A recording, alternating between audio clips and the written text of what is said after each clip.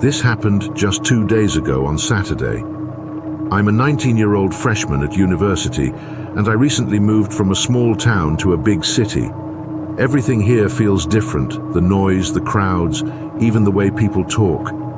I'd hoped moving to the city would bring new experiences, maybe even help me meet someone. That's what led me to Tinder. For about 2 weeks I'd been talking to this guy named Chris. He was cute, charming, and seemed genuine. We had a lot in common. Movies, music, even a shared love for hiking. He said he studied at the same university as me, though he was doing post-grad work. He was older, but that didn't bother me. He already had a degree, and I admired that. We met for the first time on a Monday at a coffee shop. It went well, better than I expected.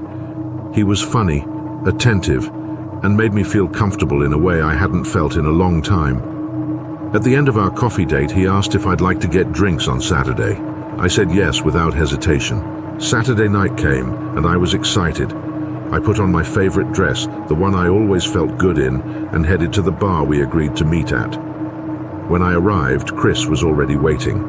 He smiled when he saw me, and for a moment, all the nerves I felt disappeared. We sat in a cozy corner of the bar, away from the crowd, and talked for hours. The conversation flowed effortlessly. There were no awkward pauses, no moments of silence. He asked about my classes, my hometown, and even shared stories about his undergraduate years at our university. Everything felt perfect. But then I had to go to the bathroom. When I returned, a man was waiting for me outside the bathroom door. He looked anxious, almost panicked. He leaned in and whispered, "The guy you're with put something in your drink. Do you want me to call the police?" My heart stopped. I stared at him, unsure what to say. He looked serious, but I didn't know if I could trust him. Was this a prank? A misunderstanding? I thanked him but told him no, I'd handle it. I returned to the table, my heart racing. Chris greeted me with a smile, but I couldn't shake the man's warning. I took a deep breath and told him what had happened. "I'm sorry," I said, trying to keep my voice steady. "This sounds insane, but a guy outside the bathroom told me you put something in my drink." Chris laughed. Not nervously, not guiltily, but like it was the funniest thing he'd ever heard. "That's ridiculous," he said, shaking his head. "Someone's playing a joke on you." I wanted to believe him. I really did, but I couldn't take the chance. "Could you do me a favor?" I asked. "Could you drink my drink instead, just so I know?" His smile faltered for a moment, but he quickly recovered. "Sure," he said. "Let me just go to the bathroom first." He stood up, gave me a reassuring smile, and walked away. I watched him go, my stomach in knots. 15 minutes passed, then 30. He didn't come back. I checked Tinder. His account was gone. He'd deleted it. I felt a wave of panic and confusion. Who was he? Had he really tried to drug me? I needed answers, so the next day I went to the university's records office. I asked if anyone with his name had ever graduated or was currently enrolled. The answer was no. I realized then that I didn't know who he really was. He lied about everything, his name, his degree, even attending my university. I was terrified. He knew my name, where I studied, and the general area where I lived, but I didn't know a thing about him. To the man who tried to drug me, let's never meet again. And to the stranger who saved me, thank you. You may have saved my life.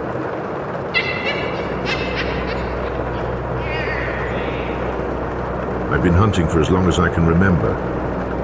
Growing up in a small town surrounded by dense forests, hunting was more than a pastime. It was part of life.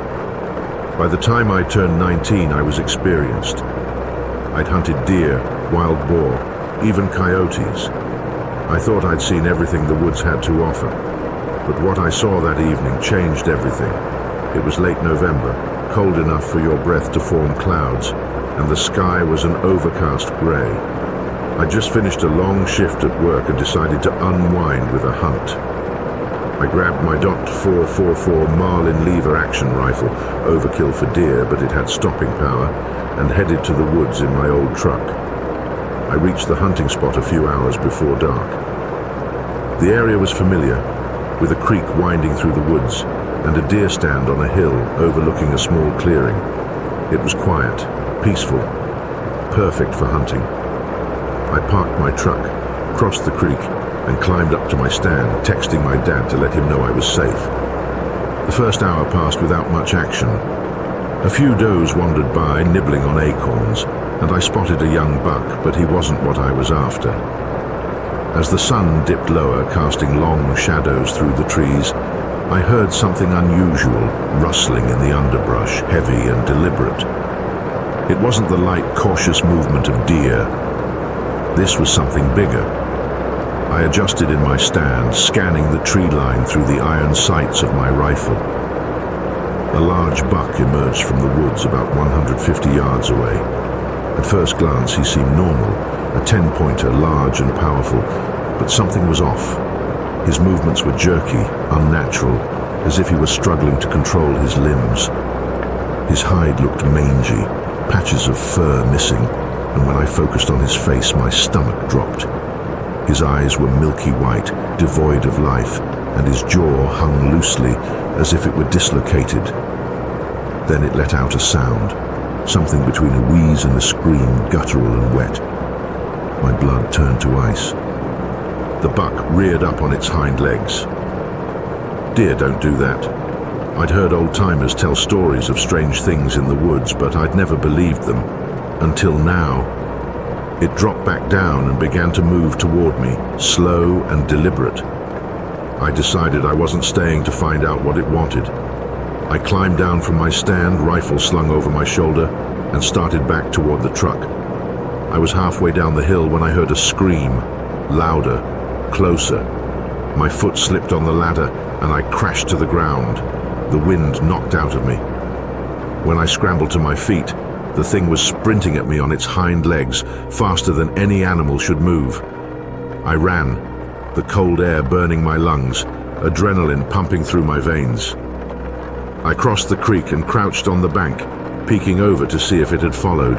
It was standing at the top of the hill, head swiveling side to side as if searching for me. I raised my rifle, took aim, and fired. The shot echoed through the forest and I saw it stagger, but it didn't fall. It just stood there, staring.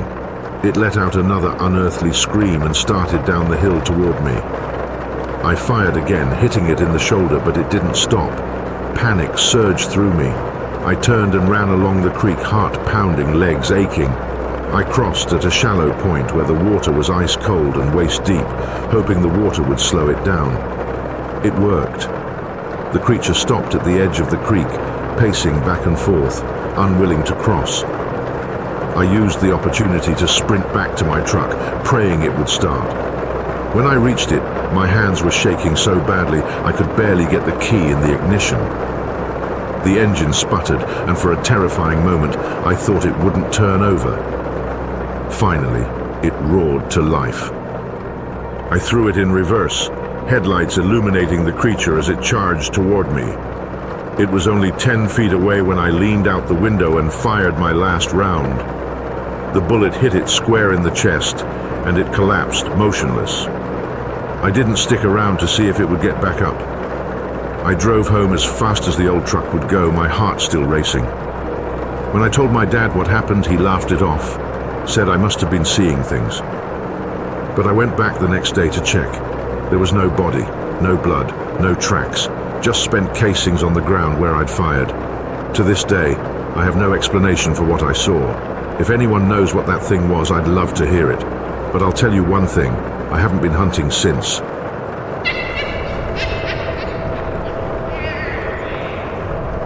Growing up in a small Ohio town in the 70s, my best friend Joe and I practically lived outside. Joe's family owned a farm that bordered a massive stretch of forest, and my parents would drop me off on weekends to explore with him. We'd pretend we were frontiersmen, building shelters, setting traps, and learning how to survive in the wilderness. When we were in high school, a movie called Stand By Me came out, and it inspired us. In the film, a group of friends follow railroad tracks on a journey to find a dead body. We decided to do something similar, but instead of looking for trouble, we wanted to find forgotten bridges to fish from and camp in the wilderness near the tracks. We did this multiple times, hiking along the tracks for miles, camping in secluded spots, and fishing in rivers few people knew about. It was our tradition, and nothing strange ever happened, until one summer in the mid-90s. Joe and I had both left home after high school, but we stayed close. During one visit, we decided to relive our childhood and take one last trip along the tracks. My wife thought we were crazy, but she reluctantly dropped us off at the old starting point, warning us to be careful. Instead of following our usual path, we decided to head in the opposite direction, toward the less familiar parts of the forest. We set out early, the sun just rising, the air cool and crisp. The day was perfect. We walked for hours, reminiscing, laughing, and enjoying the solitude of the woods. As evening approached, we found a secluded spot surrounded by trees where we could set up camp. But before pitching our hammocks, we decided to scout the area, just as we had always done, to ensure we weren't too close to any houses. We climbed a small hill and from the top saw something we didn't expect. A dark, weathered building nestled deep in the woods. It was an old church, abandoned and decaying. The wooden planks were blackened with moss, the windows were shattered or missing entirely, and the cross on the roof was twisted and barely hanging on. No paths or roads led to it, and the place felt forgotten. Curious, we crept closer.